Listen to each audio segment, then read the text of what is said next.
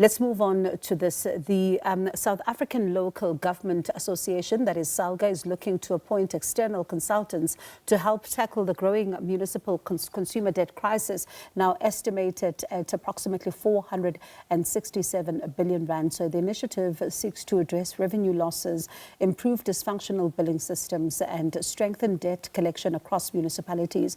Joining us now to talk about this is SALGA Portfolio Head for Municipal Finance and Fiscal Policy, Lerato Phasha. Thank you so much and good evening to you. Thank you for your patience. Perhaps we start with, just you briefly outlining for us what exactly, are these consultants going to do and how all of it is going to work. Good evening, Bongiwe, and good evening to the viewers. I think maybe just to emphasize that the bids that we have advertised is not anything out of the ordinary. At SALGA, we have three ways in which we support municipalities. We have internal capacity of specialized officials that assist municipalities across the country. We have MOUs with strategic partners that is in the private sector as well as in the public sector to augment the capacity that we have. And thirdly, we do on an ongoing basis, if the need arise, go on a public bid request for proposals in the services. So basically, we have four programs within the municipal finance portfolio. Municipal audit support program, which seeks to help municipalities in terms of improving audit outcomes with the focus of assisting municipalities to reduce material findings with a view of once that reduction has happened, municipalities will improve their audit outcome. It is a program that we've been running for 10 years, and we have been seeing successes where we have helped 18 municipalities and 5 of them improving and those 18 reducing to up to 43% of their material findings. We also have the revenue enhancement. As we have seen, municipalities are under financial strain, unable to collect, they have not also, they've adopted unfunded budgets. So that program seeks to assist municipalities in terms of elevating and instilling the culture of payment from consumers, collecting debt from particularly now a program in terms of getting government to pay municipalities as well as other customers, including business and residents. So it is also aimed at improving internal controls in terms of the billing and the credit controls in terms of improving revenue in municipalities, as well as the infrastructure finance. Municipalities are able to go to the market and borrow to advance their infrastructure agenda for new infrastructure and infrastructure that needs to be rehabilitated so that basic services can be provided consistently. Am I correct to say that part of this then, if I'm listening to what you're saying, is that they need to develop a revenue management plan that municipalities can actually implement? Am I correct?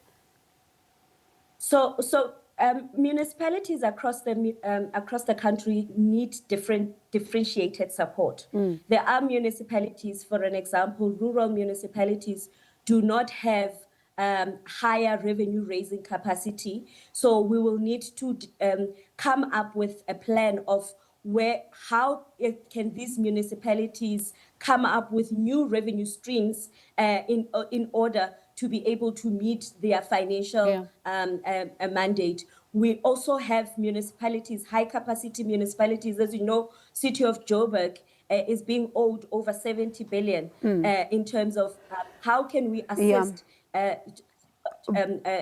large capacity municipality. Pardon me. It will be different.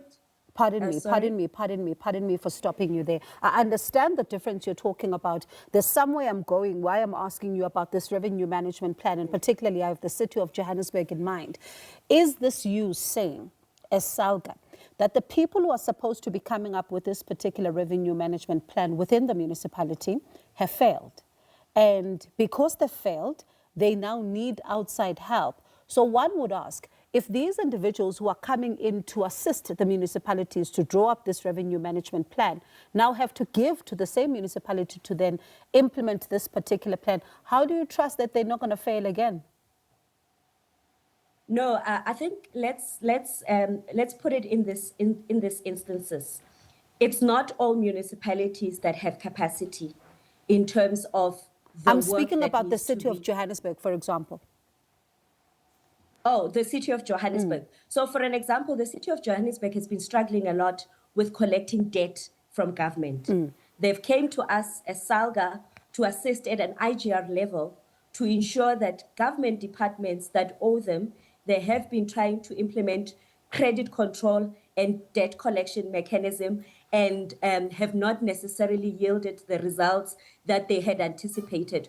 We had elevated that issue to the Minister of COGTA as well as the Minister of National Treasury in terms of invoking Section 216 to all those departments and government departments that have been owing the city of Johannesburg and are also contributing to the financial distress that the city of Joburg is experiencing. So those are some of the issues. It's not it's to say that the officials in the city of Joburg is unable to do the job. It depends on the issue. Yeah. Pardon me. Yeah, it depends on the.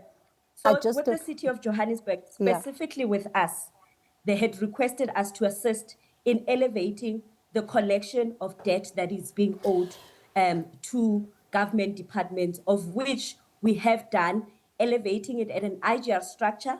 And I think, as you have seen, the Minister of National Treasury had said in the coming months, they will be issuing notices to government departments that owe municipalities to fix and pay municipalities. And if they don't, then they will invoke and withhold their equitable share. The reason I ask this question, right, is that we're seeing a different picture here. For example, Tshwane would be going to some of these particular municipalities, government buildings, and actually switching them off or engaging them head on.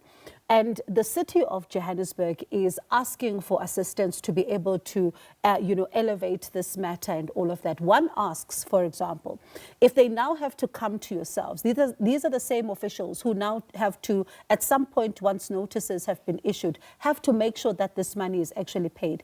If they failed at this level to make sure that the money is paid, what assurances do you have that post this particular process of getting them this help that they need, they are actually going to follow through and make sure that they get the money that they are being owed?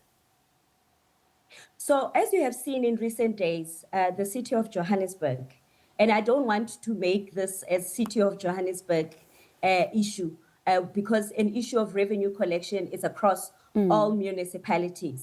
But what we have seen is municipalities do implement credit control, right? And follow through in terms of ensuring that that money is paid.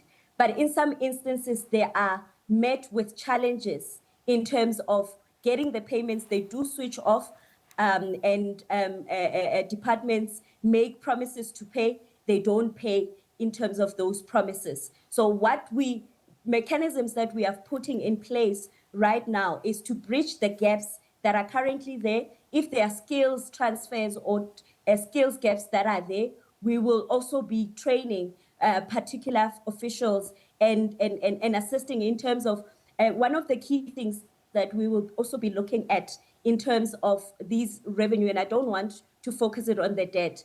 As you know, there are reforms that are currently underway, and we have also seen in recent days the proposal by Eskom to take over some of the municipalities. We will be looking at revenue alternatives when these reforms are being implemented.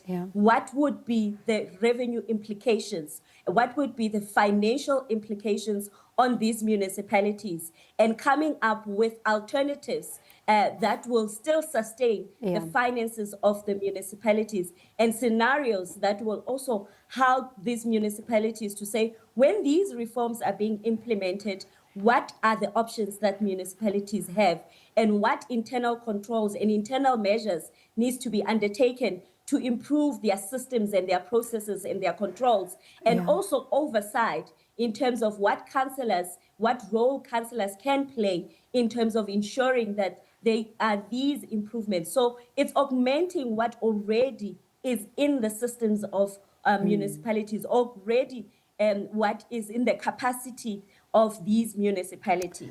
Lerato, you owe me part 2 of this conversation. There's still a lot to talk about, especially because there's some arguments that are not convincing me as far as some of what is taking place here is concerned. I'm thinking about the billing crisis. For how long has it been going on? Water losses. How long have we been speaking about water losses? It speaks to the issue of capacity, and I hear you speak about this issue of capacity, but you owe me part 2, so do stay put. Thank you so much for tonight, just for tonight, for speaking to us, and we'll be reaching out for part 2 of this conversation. That's SALGA Portfolio Head for Municipal Finance and Fiscal Policy, Lerato Phasha, speaking to us there about some of the measures they're trying to put in place in order to assist some of the municipalities.